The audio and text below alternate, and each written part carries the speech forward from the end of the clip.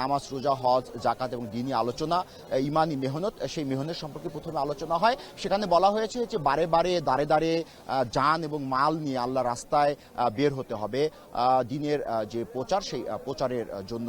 আপনার দ্বিতীয় প্রশ্ন ছিল এখন কি ধরনের আমল চলছে। এখন একটি বিরতি চলছে, বিরতির পর প্রায় 7 থেকে 8 লাখ ধর্মপ্রাণ মুসল্লির অংশগ্রহণে এখানে একটি বৃহৎ একটি জুম্মার নামাজ আদায় হবে।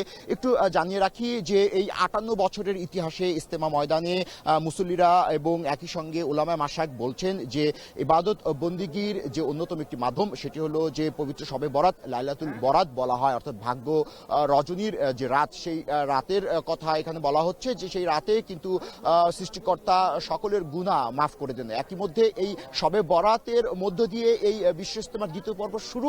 অন্যদিকে এই যে খিত্তা বা খিমা রয়েছে, সেই খিমাগুলোতে আমল, এই দুয়ের মিশেলে কিন্তু এই ধর্মপ্রাণ যে মুসল্লি, সেই মুসল্লিদের মধ্যে একটি ভিন্ন আবহ কিন্তু বিরাজ করছে। ধর্মপ্রাণ মুসল্লিরা বলছেন যে এই 58 বছরের ইতিহাসে এই ইজতেমার এই ময়দান, এই যে পবিত্র শবে বরাত, সেই শবে বরাতের মধ্যে দিয়েই কিন্তু শুরু হচ্ছে। একটু আপনি নিশ্চয় ছবিতে ফ্রেমে দেখতে পাচ্ছেন যে 160 একর টঙ্গীর তুরাগ তীর, এই তুরাগ তীরের প্রতিটি জমিনের কোনায় কিন্তু ধর্মপ্রাণ মুসল্লিদের পদচারণা এর মধ্যে মুখর হয়ে উঠেছে। আর কিছুক্ষণ পরেই জুম্মা নামাজ অনুষ্ঠিত হবে। সেখানে মুসল্লিরা হয়তো সারা বিশ্বে সহ বাংলাদেশের ধর্মপ্রাণ মুসল্লিদের জন্য শান্তি কামনা করবেন। তো অনেকেই ছিল আমার কাছে সবশেষ তথ্য।